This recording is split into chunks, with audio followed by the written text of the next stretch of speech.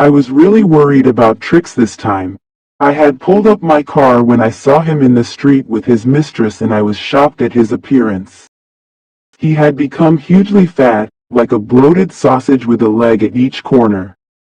His eyes, bloodshot and rheumy, stared straight ahead and his tongue lolled from his jaws. Mrs. Pumphrey hastened to explain. He was so listless. Mr. Harriet, he seemed to have no energy. I thought he must be suffering from malnutrition, so I have been giving him some little extras between meals to build him up. Some malt and cod liver oil and a bowl of Horlicks at night to make him sleep. Nothing much really. And did you cut down on the sweet things as I told you? Oh, I did for a bit, but he seemed to be so weak I had to relent. He does love cream cakes and chocolates, so one can't bear to refuse him. I looked down again at the little dog. That was the trouble. Tricky's only fault was greed. He had never been known to refuse food. He would tackle a meal at any hour of the day or night. And I wondered about all the things Mrs. Pumphrey hadn't mentioned. Are you giving him plenty of exercise? Well, he has his little walks with me as you can see, but Hodgkin, the gardener, has been down with lumbago, so there has been no ring throwing lately. I tried to sound severe. Now I really mean this. If you don't cut his food right down and give him more exercise, he is going to be really ill. You must harden your heart and keep him on a very strict diet. Mrs. Pumphrey wrung her hands. Oh, I will, Mr. Harriet. I'm sure you are right, but it is so difficult, so very difficult. She set off, head down, along the road, as if determined to put the new regime into practice immediately. I watched their progress with growing concern. Tricky was tottering along in his little tweed coat. He had a whole wardrobe of these coats for the cold weather and a raincoat for the wet days. He struggled on, drooping in his harness. I thought it wouldn't be long before I heard from Mrs. Pumphrey. The expected call came within a few days. Mrs. Pumphrey was distraught. Tricky would eat nothing, refused even his favorite dishes, and besides, he had bouts of vomiting. He spent all his time lying on a rug, panting. Didn't want to go for walks, didn't want to do anything. I had made my plans in advance. The only way was to get Tricky out of the house for a period.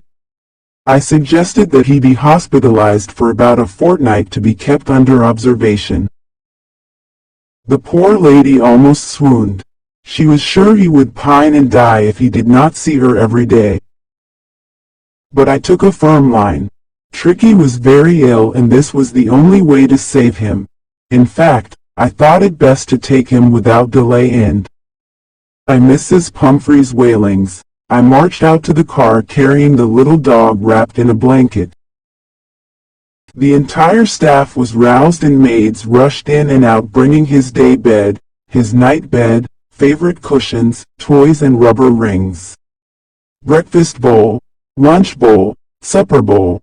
Realizing that my car would never hold all the stuff, I started to drive away.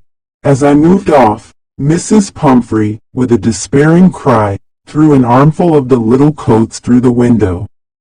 I looked in the mirror before I turned the corner of the drive. Everybody was in tears. Out on the road, I glanced down at the pathetic little animal gasping on the seat by my side. I patted the head and Tricky made a brave effort to wag his tail. Poor old lad, I said. You haven't a kick in you, but I think I know a cure for you. At the surgery, the household dogs surged round me.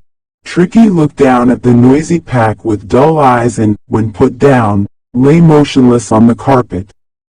The other dogs, after sniffing round him for a few seconds, decided he was an uninteresting object and ignored him.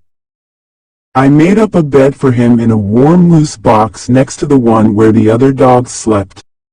For 2 days I kept an eye on him, giving him no food but plenty of water. At the end of the second day he started to show some interest in his surroundings, and on the third he began to whimper when he heard the dogs in the yard.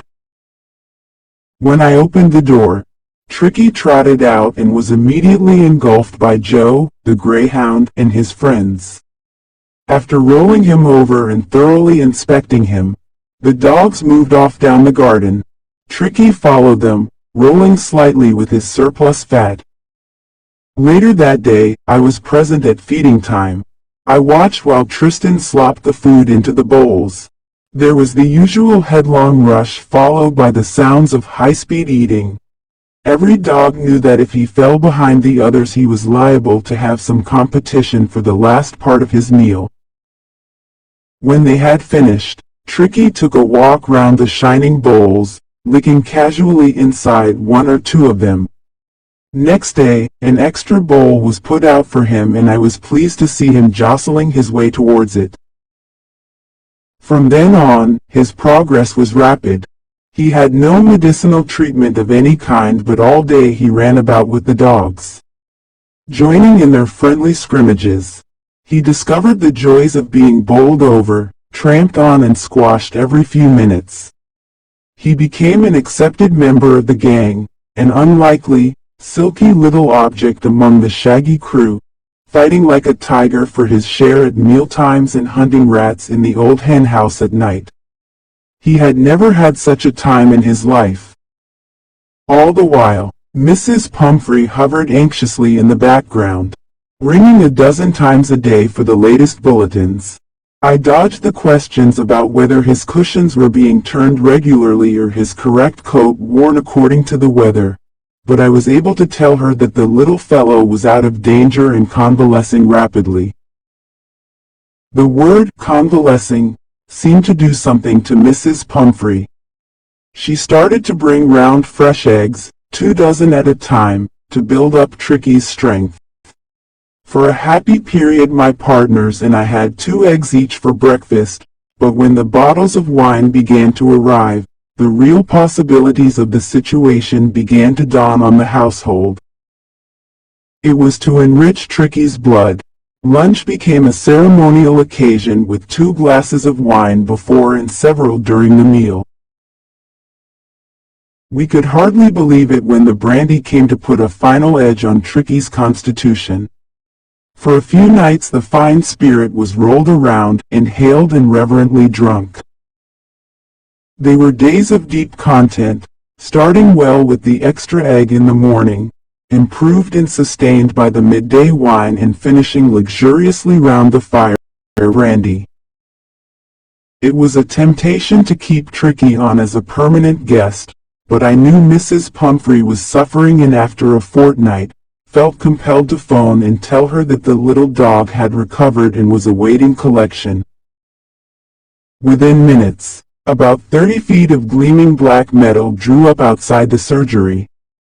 The chauffeur opened the door and I could just make out the figure of Mrs. Pumphrey almost lost in the interior. Her hands were tightly clasped in front of her, her lips trembled. "Oh, Mr. Harriet, do tell me the truth. Is he really better?"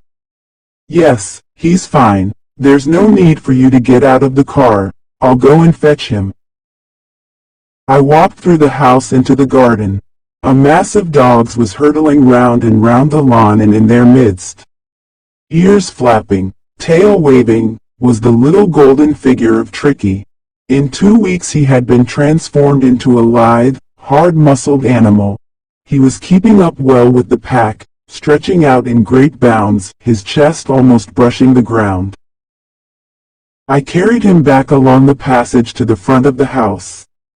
The chauffeur was still holding the car door open, and when Tricky saw his mistress he took off from my arms in a tremendous leap and sailed into Mrs. Pumphrey's lap. She gave a startled "ooh," and then had to defend herself as he swarmed over her, licking her face and barking. During the excitement, I helped the chauffeur to bring out the beds, toys, cushions, coats and bowls, none of which had been used. As the ear moved away, Mrs. Pumphrey leaned out of the window. Tears shone in her eyes. Her lips trembled. "Oh, Mr. Harriet," she cried, "how can I ever thank you? This is a triumph of surgery.